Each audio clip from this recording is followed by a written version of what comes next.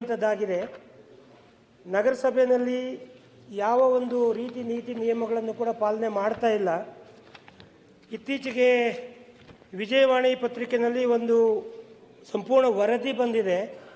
ಸ್ಥಿರಾಸ್ತಿ ದಾಸ್ತಾವೇಜು ನೋಂದಣಿ ಸ್ಥಗಿತ, BDA ಸೈಟ್ಗೂ ಕಂಟಕ, ಈ ಖಾತಾ ಇಲ್ಲದೆ ಪರದಾಟ.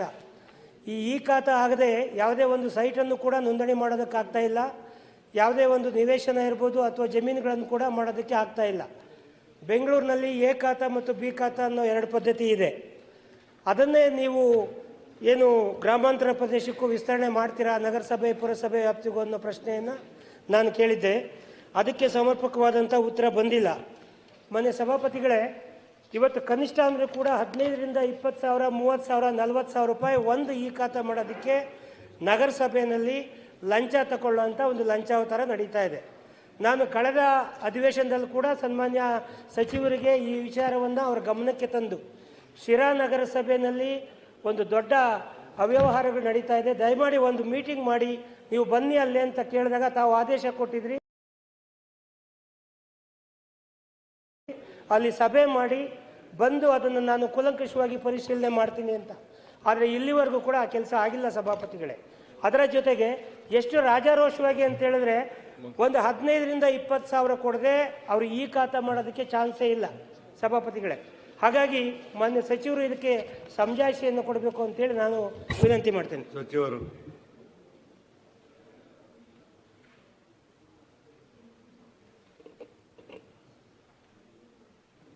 ಸಭಾಪತಿಗಳೇ, ಫಾರ್ಮ್ ನಂಬರ್ 3 ಈ ಖಾತಾ ಬಗ್ಗೆ ಕ್ಲಿಯರ್ ಕಟ್ ಸರ್ಕಾರದಿಂದ ಆದೇಶ ಇದೆ. 7 ದಿವಸದಿಂದ ಅದು ಕ್ಲಿಯರೆನ್ಸ್ ಆಗಬೇಕು. 2 ದಿವಸ ಟೈಮ್ ಕೊಟ್ಟಿದ್ದಾರೆ ಬಿಲ್ ಕಲೆಕ್ಟರ್ಗೆ ಮತ್ತು ರೆವೆನ್ಯೂ ಆಫೀಸರ್ಗೆ, JEಗೆ. ಲಾಸ್ಟ್ಗೆ 1 ದಿವಸ ನಮ್ಮ ಕಮಿಷನರ್ ಆಗಲಿ ಚೀಫ್ ಆಫೀಸರ್ಗೆ ಟೈಮ್ ಕೊಟ್ಟಿದ್ದಾರೆ. ಆದರೂ ನಮ್ಮ ಮಾಹಿತಿ ಪ್ರಕಾರ ಸುಮಾರು ಸೈಟ್ಸ್ ವಿಥೌಟ್ ಅಪ್ರೂವಲ್ NA ಆಗಲಿ ಮತ್ತು ಯಾವುದು ಪ್ಲಾನಿಂಗ್ ಅಥಾರಿಟಿಯಿಂದ ಅದು ಕ್ಲಿಯರೆನ್ಸ್ ಇಲ್ಲ. ಅದ್ರ ಸಲುವಾಗಿ ಫಾರ್ಮ್ ನಂಬರ್ 3ಗೆ ಡಿಲೇ ಆಗಿದೆ. ಆದರೂ ಶಾಸಕರು ಹೇಳುತ್ತಾರೆ, ಅದು ಏನು ಪರ್ಟಿಕ್ಯುಲರಿ ಮಾಹಿತಿ ಅವರು ಕೊಟ್ಟಿದ್ದಾರೆ ಸಿರಾನಲ್ಲಿ, ಅದ್ರ ಬಗ್ಗೆ ನಾನು ಇಮಿಡಿಯೇಟ್ ಆ್ಯಕ್ಷನ್ ತಗೋತೇನೆ. ಮತ್ತು ಸೆಕೆಂಡ್ನೇ ಪ್ರಶ್ನೆ ಏನಿದೆ ಅಂದರೂ, BBMP ಮಾಡೆಲ್ ಥರ ಇಡೀ ಕರ್ನಾಟಕ ಸ್ಟೇಟ್ಗೆ ಎ ಖಾತಾ ಬಿ ಖಾತಾ ಅದು ಸರ್ಕಾರಕ್ಕೆ ಗಮನಕ್ಕೆ ಇದೆ ಅಂತ ಕೇಳಿದ್ದಾರೆ. ಅದು ಆಲ್ರೆಡಿ ಪ್ರೊಸೆಸ್ನಲ್ಲಿ ಕಂಪ್ಲೀಟ್ ಆಗಿದೆ. 90% ಅಸೆಂಬ್ಲಿನಲ್ಲಿ ಬಿಲ್ ಪಾಸ್ ಆಗಿದೆ, ಗೆಜೆಟ್ ಆಗಿದೆ. ಈಗ ವಿತಿನ್ 1 ಮಂತ್ನಲ್ಲಿ ಅಬ್ಜೆಕ್ಷನ್ ಕಾಲ್ ಫಾರ್ಮ್ ಮಾಡಿ ಅದು ಎ ಖಾತಾ ಬಿ ಖಾತಾಲಿಂದ ಇಡೀ ಸ್ಟೇಟ್ಗೆ ಅದು ತುಂಬ ಹೆಲ್ಪ್ ಆಗ್ತದೆ. ಅದು 100% ನಾನು ವಿತಿನ್ 1 ತಿಂಗಳಿನಲ್ಲಿ ಮಾಡ್ತೀನಿ ಅಂತ ಹೇಳ್ತೀನಿ. ಸಭಾಪತಿಗಳೇ, ಇದು ವಿಜಯವಾಣಿ ಪತ್ರಿಕೆ ವರದಿ. ಅದಾದ ನಂತರ ಪ್ರಜಾವಾಣಿ ಪತ್ರಿಕೆಯಲ್ಲಿ ರಾಜ್ಯದೆಲ್ಲೆಡೆ ಸಮಸ್ಯೆ, ಮೈಸೂರು, ಹುಬ್ಬಳ್ಳಿ, ಕಲಬುರಗಿ, ದಾವಣಗೆರೆ, ಮಂಗಳೂರು ಈ ಖಾತಾ ಸಮಸ್ಯೆ ರಾಜಧಾನಿ ಬೆಂಗಳೂರಿನಷ್ಟೇ ಅಲ್ಲ, ಮೈಸೂರು, ಹುಬ್ಬಳ್ಳಿ, ಧಾರವಾಡ, ಮಂಗಳೂರು ಸೇರಿದಂತೆ ರಾಜ್ಯದ ಎಲ್ಲ ಮಹಾನಗರ ಪಾಲಿಕೆಗಳು ಹಾಗೂ ಇತರ ನಗರ ಸ್ಥಳೀಯ ಸಂಸ್ಥೆಗಳ ವ್ಯಾಪ್ತಿಯಲ್ಲಿ ಇದೆ. ಗ್ರಾಮೀಣ ಭಾಗದಲ್ಲಿ ಜನರು ಈ ಸ್ವತ್ತು ಮಾಡಿಸಲು ಪರದಾಡ್ತಿದ್ದಾರೆ. ಇದರಿಂದಾಗಿ ಆಸ್ತಿಗಳ ಖರೀದಿ, ಮಾರಾಟ, ನೋಂದಣಿ ಆಗುತ್ತಿಲ್ಲ. ಆಸ್ತಿಗಳ ಮಾಲೀಕರು ಕಚೇರಿಗೆ ಅಲೆದಾಡ್ತಿದ್ದಾರೆ. ಆಸ್ತಿಗಳ ಮಾಲೀಕರ ಬಳಿ ಅಗತ್ಯವಾಗಿ ಬೇಕಾಗಿರುವ ದಾಖಲೆಗಳು ಇಲ್ಲದಿರುವುದು ಒಂದು ಸಮಸ್ಯೆ. ಆದರೆ ಸರ್ವರ್, ಇಂಟರ್ನೆಟ್ ಸಮಸ್ಯೆ ಬಾಧಿಸುತ್ತಿದೆ. ಈ ಖಾತಾ ಮಾಡಿಸಿಕೊಡಲು ಮಧ್ಯವರ್ತಿಗಳು ಹುಟ್ಟಿಕೊಂಡಿದ್ದಾರೆ. ಅಧಿಕಾರಿಗಳು ಕೂಡ ನಿವೇಶನ ಅಳತೆಗೆ ತಕ್ಕಂತೆ 15ರಿಂದ 30 ಸಾವಿರದವರೆಗೆ ಲಂಚಕ್ಕೆ, ಇದು ನಾನು ಹೇಳ್ತಾ ಇಲ್ಲ ಮಾನ್ಯ ಸಭಾಪತಿಗಳೇ, ಇದು ಪತ್ರಿಕೆಯಲ್ಲಿ, ಪ್ರಜಾವಾಣಿಜ್ಯದ ಪತ್ರಿಕೆಯಲ್ಲಿ ವರದಿ ಆಗ್ತಿರೋದು. ಹಾಗಾಗಿ ದಯಮಾಡಿ ಇದು ಯಾರು ಒಬ್ಬರ ಪ್ರತಿಷ್ಠೆ ಪ್ರಶ್ನೆ ಆಗಲ್ಲ. ಅಧಿಕಾರಿಗಳು ಅದನ್ನು ಮಿಸ್ಯೂಸ್ ಮಾಡ್ಕೋತಾ ಇದ್ದಾರೆ. ಸರ್ಕಾರದ ಉದ್ದೇಶ ಡಿಜಿಟಲೈಸೇಷನ್ ಮಾಡಬೇಕು, ಸಾರ್ವಜನಿಕರ ಆಸ್ತಿಪಾಸ್ತಿಗಳನ್ನು ಡಿಜಿಟಲೀಕರಣಗೊಳಿಸಬೇಕು ಅನ್ನೋದು ಸದುದ್ದೇಶ. ಆದರೆ ಇವತ್ತು ಅದನ್ನೇ ಒಂದು ಇದನ್ನು ತಗೊಂಡು, ಅಡ್ವಾಂಟೇಜ್ ತಗೊಂಡು ಅನವಶ್ಯಕವಾಗಿ ಹ್ಯಾರಾಸ್ಮೆಂಟ್ ಆಗ್ತಾ ಇದೆ, ಜನಗಳಿಗೆ ತೊಂದರೆ ಆಗ್ತಾ ಇದೆ. ಅದು ಈ ಖಾತಾ ಮಾಡಬೇಕು ಅಂತ ಹೇಳಿದ್ರೆ ಅವ್ರ ಮುಂದೆ ನೀವು ಯಾವುದೇ ಕಾರಣಕ್ಕೆ 7 ದಿವಸ ಕಾಲಾವಕಾಶ ಕೊಟ್ಟಿದ್ದೀರಿ, ನೀವು ನಿಯಮವನ್ನು ಮಾಡಿದ್ದೀರಿ. ಅವರಿಗೆ ಬೇರೆ ಬೇರೆ ದಾರಿಗಳಿರುತ್ತೆ ಅಧಿಕಾರಿಗಳಿಗೆ. ಅವರು ಆ ಒಂದು ವಾಮ ಮಾರ್ಗಗಳ ಮುಖಾಂತರ ಅದನ್ನು ಅವ್ರಿಗೆ ಹೆಂಗೆ ಬೇಕೋ ಹಂಗೆ ಬಳಸ್ಕೋತಾರೆ. 15ರಿಂದ 20 ಸಾವಿರ ಕೊಟ್ಟರೆ ಒಂದೇ ದಿವಸಕ್ಕಾಗತ್ತೆ. 15ರಿಂದ 20-30 ಸಾವಿರ ಹಣ ಕೊಟ್ಟರೆ ಸಭಾಪತಿಗಳೇ ಒಂದೇ ದಿವಸಕ್ಕೆ ಈ ಖಾತಾ ಮಾಡಿಕೊಡ್ತಾರೆ. ಆಮೇಲೆ ಯಾವುದಕ್ಕೆ ಬೇಕಾದರೂ ಯಾರೋ ಒಬ್ರು ಹೇಳ್ತಾ ಇದ್ರು, ಯಾವುದಕ್ಕೆ ಬೇಕಾದರೂ ಈ ಖಾತಾ ಮಾಡಿಕೊಡ್ತಾರೆ ನಗರಸಭೆಯಲ್ಲಿ, ಏನಕ್ಕೆ ಬೇಕಾದ್ರೂ ಆಗುತ್ತೆ. ಈ ರೀತಿಯ ಅವಕಾಶಗಳು ಸರ್ಕಾರ ಮಾಡ್ತಿರ್ತಕ್ಕಂಥ ಸದುದ್ದೇಶದ ನಿಯಮಗಳು ದುರ್ಬಳಕೆ ಆಗ್ತಾ ಇದೆ. ಮಾನ್ಯ ಸಭಾಪತಿಗಳೇ, ಮಾನ್ಯ ಸಚಿವರು, ನಾನು ಶಿರಾ ನಗರಸಭೆ ಒಂದು ಹೇಳ್ತಾ ಇಲ್ಲ ಮಾನ್ಯ ಸಭಾಪತಿಗಳೇ, ಇಡೀ ರಾಜ್ಯದಲ್ಲಿ ಈ ಸಮಸ್ಯೆ ಇದೆ ಸಭಾಪತಿಗಳೇ.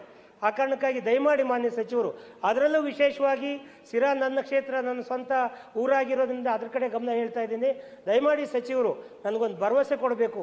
ಶಿರಾಗೆ ಯಾವಾಗ ಅವ್ರು ಭೇಟಿ ಕೊಡ್ತಾರೆ, ನಗರಸಭೆಯಲ್ಲಿ ಯಾವಾಗ ಅಧಿಕಾರಿಗಳ ಒಂದು ಸಭೆ ಮಾಡ್ತಾರೆ. ನಾನು ಇನ್ನೊಂದು ಪ್ರಶ್ನೆ ಕೇಳಿದ್ದೆ, 4ನೇ ಪ್ರಶ್ನೆ ಸಭಾಪತಿಗಳೇ, ಅದಕ್ಕೆ ಅಧಿಕಾರಿಗಳು ಎಷ್ಟು ಬೇಜವಾಬ್ದಾರಿ ಉತ್ತರ ಕೊಟ್ಟಿದ್ದಾರೆ. ನಗರ ಸ್ಥಳೀಯ ಸಂಸ್ಥೆಗಳ ವ್ಯಾಪ್ತಿಯಲ್ಲಿ ನಿವೇಶನ ಅಳತೆ ಮತ್ತು ಗಡಿ ಗುರುತಿಸುವ ಜವಾಬ್ದಾರಿಯನ್ನು ಯಾರಿಗೆ ನೀಡಲಾಗಿದೆ, ಸಂಬಂಧಿಸಿದ ಅಧಿಕಾರಿಗಳಿಗೆ ನೀಡಲಾಗಿದೆ ಅಂತ ಕೊಟ್ಟಿದ್ದಾರೆ. ಅದು ಯಾರ ಅಧಿಕಾರಿಗಳು, ಯಾರು ರೆವಿನ್ಯೂ ಇನ್ಸ್ಪೆಕ್ಟರ್ ಮಾಡ್ತಾರಾ? ಇವತ್ತು ಯಾವ ಒಂದು ಸೈಟ್ಗೂ ಕೂಡ ನೀವು ರೆವಿನ್ಯೂ ಲ್ಯಾಂಡ್ ಆದರೆ, ಅಗ್ರಿಕಲ್ಚರ್ ಲ್ಯಾಂಡ್ ಆದರೆ ಅವರು ಆರ್ಐಗಳಿರ್ತಾರೆ, ಬಂದು ನಿಮ್ಗೆ ಅಳತೆ ಮಾಡಿಕೊಡ್ತಾರೆ. ಆದರೆ ನಿವೇಶನಗಳು, ಅದು ನಿವೇಶನ ಅಳತೆನೇ ಬೇರೆ ಇರುತ್ತೆ ಮಾನ್ಯ ಸಭಾಪತಿಗಳೇ, ಆದರೆ ಅಲ್ಲಿ ವಸ್ತುಸ್ಥಿತಿನೇ ಬೇರೆ ಇರುತ್ತೆ. ಹಾಗಾಗಿ ಭಾಳ ಜ್ವಲಂತವಾದ ಸಮಸ್ಯೆ ಇದೆ. ದಯಮಾಡಿ ಇದಕ್ಕೆ ಯಾರು ಪರ್ಟಿಕ್ಯುಲರ್ ಅಧಿಕಾರಿಗಳು ಅಂತ ನನಗೆ ಮಾಹಿತಿ ಬೇಕು. ಸಚಿವರು.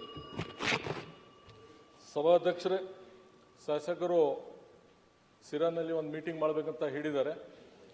ಅಸೆಂಬ್ಲಿ ಆದ್ರ ಮೇಲೆ ನಾನು ಒಂದು ಮೀಟಿಂಗ್ ಮಾಡಿಸ್ತೀನಿ. ಮತ್ತೆ ಇನ್ನೂ ಒಂದು ಕೇಳಿದ್ದಾರೆ, ಪ್ಲಾಟ್ಸ್ ಐಡೆಂಟಿಫೈ ಯಾರು ಮಾಡ್ತಾರೆ ಪಾಯಿಂಟ್ ಔಟ್ ಅಂತ.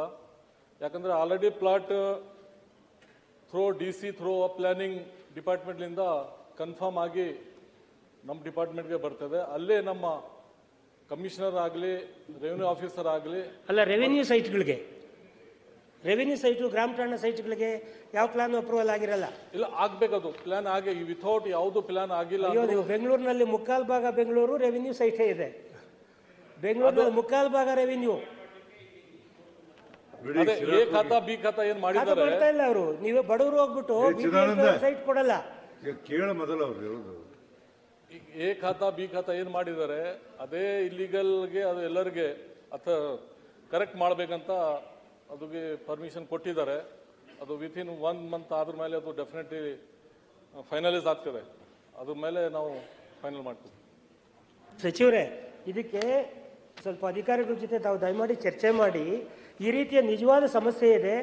ಅಲ್ಲಿ ಅಧಿಕಾರಿಗಳು ಏನು ಹೇಳ್ತಾರೆ, ನೀವು ಮಾಹಿತಿ ಕೊಟ್ಟಿಲ್ಲ ಅಂತ ಹೇಳ್ತಾರೆ. ಆ ಕಾರಣಕ್ಕಾಗಿ ಪೆಂಡಿಂಗ್ ಇಟ್ಟು ದುಡ್ಡು ಕೊಟ್ಟವ್ರಿಗೆ ಮಾಡಿಕೊಡ್ತಾ ಇದ್ದಾರೆ. ಅದಕ್ಕೆ ಏನಾದರೂ ಒಂದು ನಿಯಮಾವಳಿ ರೂಪಿಸಿ ಆ ರೀತಿ ಎಲ್ಲವನ್ನು ಕೂಡ ಒನ್ ಟೈಮ್ ಅನ್ನೋ ರೀತಿಯಲ್ಲಿ ಅದು ಸರಿ ಮಾಡೋದಕ್ಕೆ ಪ್ರಯತ್ನ ಪಡಿ ದಯಮಾಡಿ. ಇಲ್ಲ, ಅಧಿಕಾರಿ ಜೊತೆಗೆ ಮಾತಾಡ್ತೀನಿ ಮತ್ತು ತಮಗೆ ಆ ದಿವಸ ಕರೆಸ್ತೀನಿ. ರವಿಕುಮಾರ್. ರವಿಕುಮಾರ್ ಸಭಾಪತಿಗಳೇ,